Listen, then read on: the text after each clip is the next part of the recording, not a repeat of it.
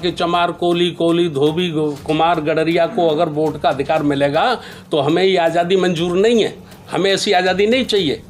और ये 100 करोड़ लोग ना कभी हिंदू थे, ना हिंदू हैं, और ना दुनिया का कोई शास्त्र, कोई ग्रंथ इन्हें हिंदू साबित कर सकता है। घोषित रूप से इमरजेंसी लगी हुई है उनकी विचारधारा के खिलाफ बोलने के वालों के ऊपर। बिल्कुल राजतंत्र है ये, जैसे राजतंत्र में होता था कि जो राजा का हुक्म वही मान्य होगा, उस पर कोई टिप्पणी नहीं होगी और उस पर कोई सवाल नहीं होगा। वही राजतंत्र कायम है आज देश में। 26 नवंबर ही क्यों चुना है? 26 नवंबर 1949 को ये संविधान हमारे संपूर्ण देश ने राष्ट्रपति के रूप में अंगीकार किया था, इसको स्वीकार किया था। और चूंकि 26 नवंबर को 74वां संविधान दिवस है, तो उस दिन हमने इसको इसलिए रखा है कि जिस पार्लियामेंट, जिस दिल्ली में इसको अंगीकार भारत की जनता ने किया था, पिछले 75 वर्षों में बहुत ज़्यादा इसके साथ छेड़छाड़ हुई है। 128 संशोधन हुए हैं और उसके बाद कई ताकतवर लोग जो सत्ता में हैं या सत्ता में अंदर से उनका सपोर्ट है, ऐसे तमाम साधु संत लोग संविधान को बदलने की मांग करते हैं और मुखर होकर ये आवाज़ उठाते कि संविधान हमको पसंद नहीं है। इसलिए हमने संविधान दिवस को ही इस आंदोलन के लिए चुना है। आपने कहा कि बौद्धों के लिए पर्सनल लॉ जो वो बनाया जाए। महाराष्ट्र में कानून है कि वहाँ पर अगर वो शेड्यूल कास्ट का आदमी धर्म को अपनाता है, बौद्ध धर्म में जाता है, तो उसको शेड्यूल कास्ट की जो सारी सहूलियतें वो मिलती हैं। तो आपको नहीं लगता कि आपको देश भर में मांग करनी चाहिए कि दलित समाज का कोई भी व्यक्ति या अब कोई भी व्यक्ति अगर धर्म को अपनाता है शेड्यूल कास्ट का खासतौर से, तो उसको दलित समाज की सारी सुविधाएं मिलनी चाहिए देश भर में? देखिए, जो महाराष्ट्र का कानून है वो देश भर में लागू होना चाहिए। देखिए, हमारा जो बौद्धों के लिए पर्सनल कानून बनाने की मांग है, उसमें प्रमुख रूप से यदि हम बुद्ध धर्म से आज शादी करते हैं, जब बुद्ध धर्म से हम शादी करते हैं, उसका रजिस्ट्रेशन कराने के लिए हम कलेक्टर के यहाँ जाते हैं, तो कलेक्टर ये कहता है कि हमारे पास कोई ऐसा नियम और कानून बौद्धों के लिए अलग से नहीं है, वो हिंदू धर्म के अंदर ही रजिस्टर्ड होगी। हम लगन, टीका, जन्म, मरण, संस्कार जो भी बौद्धों से करते हैं, उसका कहीं भी सरकारी रिकॉर्ड में बौद्धों के लिए कोई अलग से नियम, कायदा, कानून नहीं है। इसलिए हमारी मांग है कि बौद्धों के लिए भी जैसे ईसाइयों का है, मुसलमानों का है, हिंदुओं का है, तो बौद्धों का भी अलग से उनका नियम, कायदा, कानून बने। यदि ऐसा बनता है तो जितने भी बुद्ध विहार हैं भारत में, वो सब बौद्धों की संपत्ति होंगे।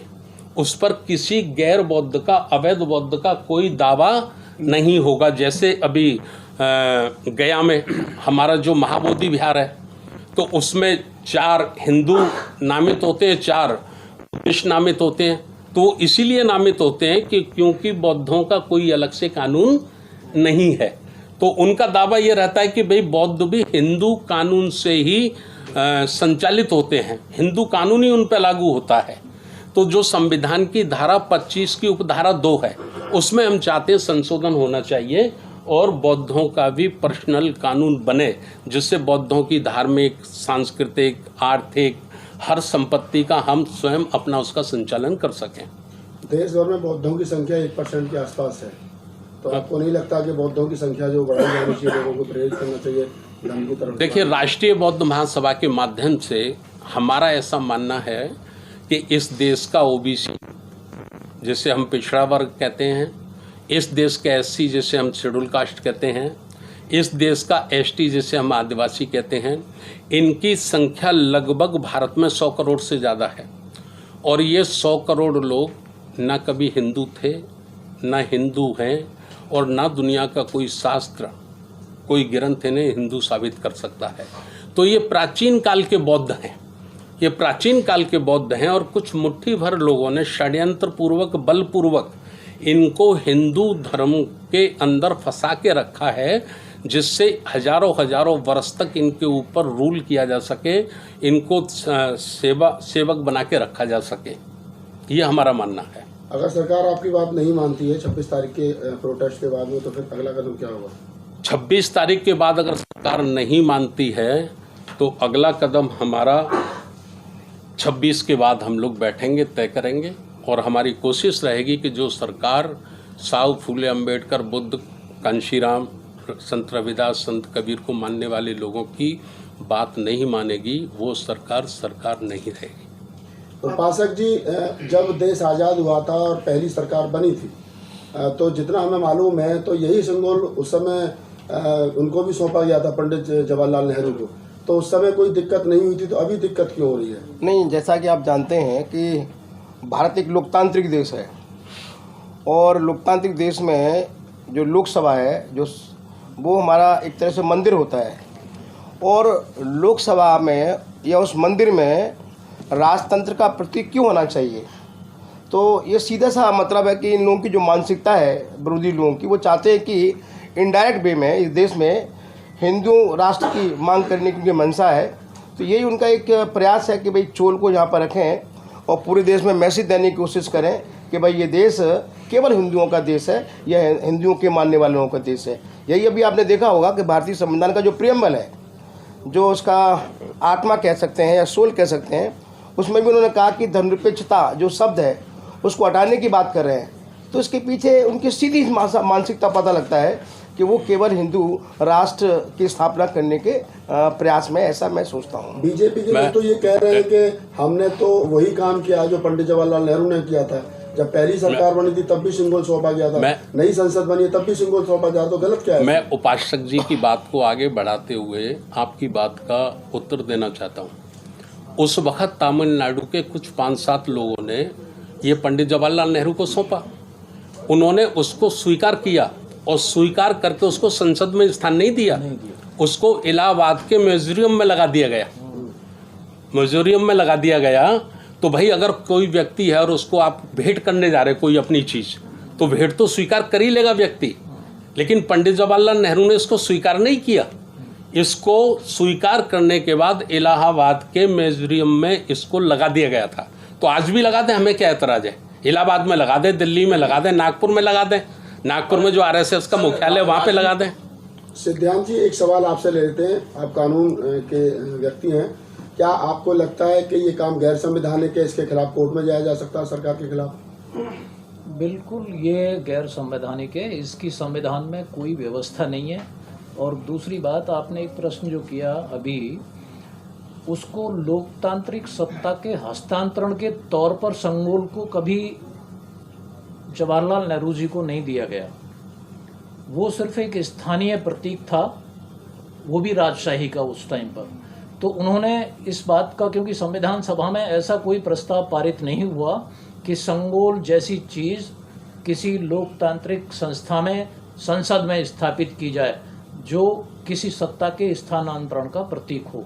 तो उन्होंने उसका इतना महत्व समझा ही नहीं और उसे वहाँ के म्यूजियम में स्थापित कर दिया, सिर्फ एक जिसको कहते हैं कि टोकन ऑफ रिमेम्बरेंस के तौर पर। तो ये इसका कोई कानूनी प्रावधान संविधान में नहीं है। राजनीति में तो जिसकी लाठी उसकी भैंस होती है। भाजपा जो कर सकती थी कर दिया उन्होंने।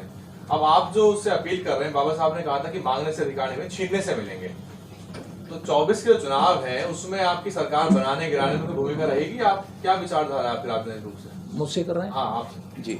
देखिए क्या है, लोकतंत्र में, एक स्वस्थ लोकतंत्र के लिए ये बहुत जरूरी है कि प्रतिपक्ष बहुत मजबूत हो और प्रतिपक्ष की आवाज़ हो, मीन्स विरोधी दल की आवाज़ हो।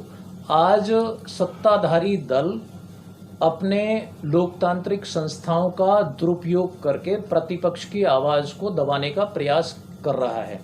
तो आज अगर राष्ट्रीय बौद्ध महासभा या सामाजिक न्याय परिषद के माध्यम से अगर सरकार की नीतियों का विरोध किसी विरोध प्रदर्शन के माध्यम से किया जा रहा है, तो इसका सीधा मतलब है कि हम एक विपक्ष की आवाज़ को भी बुलंद कर रहे हैं, ताकि 2024 के चुनाव में एक बेहतर विकल्प इस देश की जनता के सामने आए।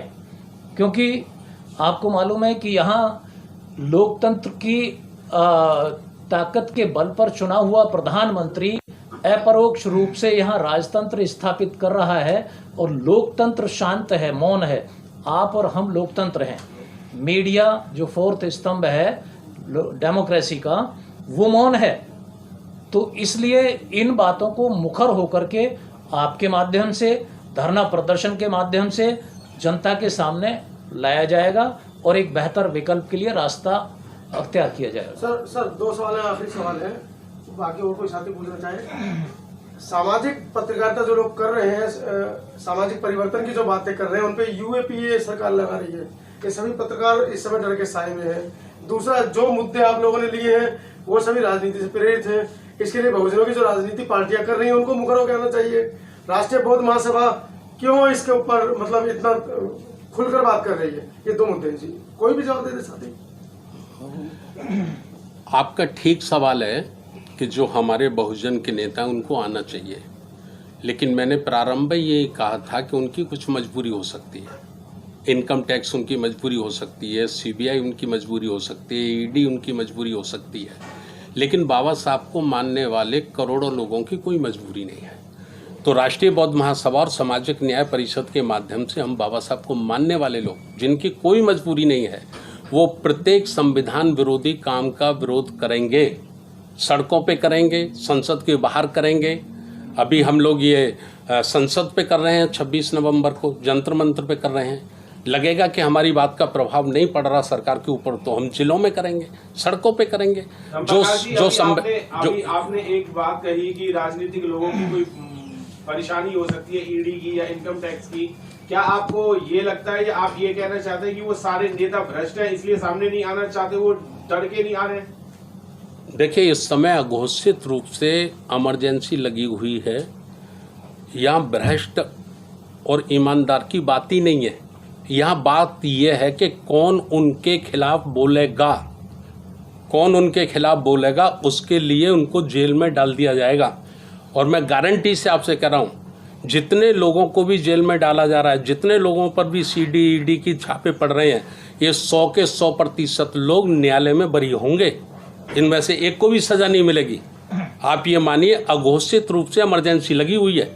उनकी विचारधारा के खिलाफ बोलने के वालों के ऊपर बिल्कुल राजतंत्र है। ये जैसे राजतंत्र में होता था कि जो राजा का हुक्म वही मान्य होगा, उस पर कोई टिप्पणी नहीं होगी और उस पर कोई सवाल नहीं होगा, वही राजतंत्र कायम है आज देश में। तो फिर भारत का जो संविधान है वो फेल हो चुका है। फिर भारत के संविधान पर उन लोगों ने पोजीशन कर लिया है जो लोग इस संविधान को स्वीकार ही नहीं करते थे, जो इस संविधान का विरोध करते थे, जो लोकतंत्र का विरोध करते थे। इतिहास गवाह इस बात का कि जब आज़ादी की लड़ाई चल रही थी, उस वक्त तमाम लोगों ने कहा कि चमार, कोली, धोबी, कुमार, गडरिया को अगर वोट का अधिकार मिलेगा तो हमें ये आज़ादी मंजूर नहीं है, हमें ऐसी आज़ादी नहीं चाहिए। वही लोग आज घूम फिरकर उसी संविधान के माध्यम से, उसी लोकतंत्र का सहारा लेकर वो संविधान शक्तियों तक पहुंच गए हैं। इसलिए वो उसका दुरुपयोग कर रहे हैं और संविधान के माध्यम से पहुंचकर वो संविधान को ही कमजोर कर रहे हैं। तो कुछ अपील करना चाहेंगे आप 26 तारीख के लिए लोगों से?